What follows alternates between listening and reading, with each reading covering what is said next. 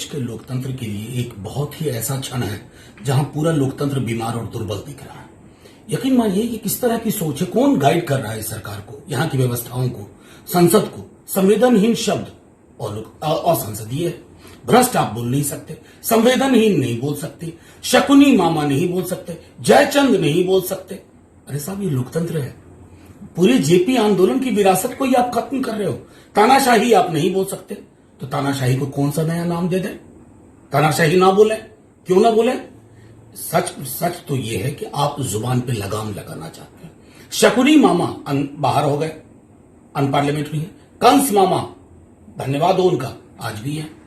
हम जुमला जीवी नहीं कह सकते, आंदोलन जीवी कह सकते हैं क्या? कोई आंदोलन जीवी बोल के निकल जाए, पूरे आंदोलन की विरासत को खारिज कर दे और उनकी जय जयकार होती रहे। मैं समझता हूं फौरी तौर पर लोकसभा स्पीकर साहब को हस्तक्षेप करके इसे वापस लेना होगा। नहीं तो आजादी के 75वें वर्ष में आप लोकतंत्र के मिजाज को जमींदोज कर रहे हैं। इतिहास आपको गुनहगार मानेगा। अभी आप भले ताली बजवा लें।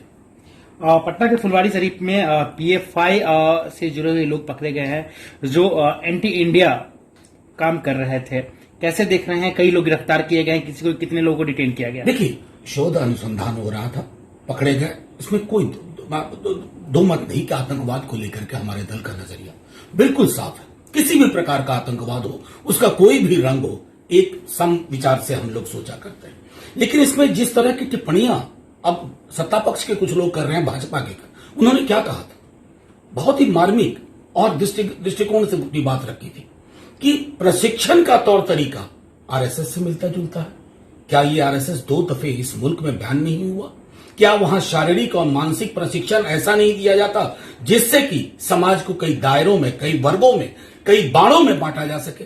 अगर ये समानता थी और उसके लिए उन्होंने वो टिप्पणी की, उसका टिप्पणी करने की शब्दावली जो भी हो, उसके बाद अब देख रहा हूं सो कॉज नोटिस हो रहा है। हो सकता है अधिकारी लोग भारत की स्थिति श्रीलंका जैसी ना होने देना चाहते हो, इसलिए अपनी बात मुखरता से रखते हैं। बहुत बड़ी परीक्षा पास करके आईपीएस बनते हैं। आप चाहते हो कि उनको हड़का करके, धमका करके, उनको एक तरह से ये कह दो कि जो हम कहें हमारी जय जयकार, साहब तेरे सुबह की जय, साहब तेरे शाम की जय के अलावा कुछ ना हो। अगर उन पर कोई कार्रवाई होती है तो मैं समझता हूं माननीय मुख्यमंत्री जी को भी देखना होगा कि क्या कोई व्यक्ति इतना नहीं कह सकता कि प्रशिक्षण की समानता है। क्या प्रशिक्षण हम नहीं जानते हैं संघ में क्या होता है? हमारे राष्ट्रीय अध्यक्ष कई दफा कह चुके हैं, आज उसी की तस्दीक हुई। किए गए हैं। हालांकि इस पर एसएसपी का एक बयान आया जिसको लेकर बहुत हाई तवा मचा। उन्होंने आरएसएस से कंपेयर कर दिया पीएफआई को। सीधी सी बात है, आप उनके बयान को देखिए। उन्होंने कहा कि प्रशिक्षण के तौर तरीकों में सिमिलैरिटी है। क्या ये वही देश नहीं है जहां गृह मंत्रालय ने 2 दफा राष्ट्रीय स्वयंसेवक संघ को बैन किया? आज भले आप सरकार में हो, आज आपकी तूती बोल रही हो, लेकिन आप अपने पास्ट से, अपने अतीत से अपना पीछा नहीं छोड़ा सकते। तो प्रशिक्षण के तौर तरीके समान है। क्या उन्होंने अन्याय कर दिया? क्या पूरा अटैक इसलिए है कि वो एक अल्पसंख्यक समुदाय से आते हैं? क्या पूरा अटैक इसलिए है कि यहां बीजेपी सरकार में है और वो नीतीश जी को झुका लेगी? क्या अटैक इसलिए है कि एक सो कॉज नोटिस दे करके इनकी जुबान बंद कर दो? ये ऐसे नहीं हुआ करता है। ब्यूरोक्रेसी की एक इंडिपेंडेंस भी होती है, एक ऑटोनॉमी भी होती है।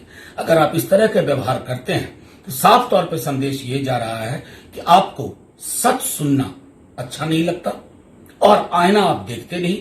सबसे बड़ी बात है कि उनकी बात के संदर्भ को समझिए। उन्होंने आतंकवाद पर चोट करते हुए बात प्रशिक्षण के संदर्भ में कही थी। इस पर अगर हाई टॉप अब मच रहा है, इसका मतलब चोर की दाढ़ी में तिनका वाली बात चरितार्थ हो रही है। मैं समझता हूं कि हमारी ब्यूरोक्रेसी में अभी भी बहुत सारे ऐसे ऑफिसर हैं जो दूध का दूध पानी का पानी करते हैं। They call a spade. अगर उन्होंने प्रशिक्षण के तौर तरीके की समानता की बात कही और एडीजे उनको शोकॉज कर रहे हैं, मैं तो समझूंगा कि माननीय नीतीश जी को सीधे हस्तक्षेप करना चाहिए। जाहिर तौर पर उनके बयान को आप मैग्नीफाई करके और अगर अपनी राजनीति साधना चाहते हैं तो ये मसला छोटा नहीं है। माननीय मुख्यमंत्री जी हस्तक्षेप करें और एक प्रॉमिसिंग ऑफिसर की, जिसको खत्म करने की साजिश हो रही है, उसको प्रोटेक्ट। नाम गिनाने बैठूं अलग अलग राज्यों के ऑफिसर्स का तो बीजेपी के हाथ के तोते उड़ जाएंगे, उनकी नींद खराब हो जाएगी।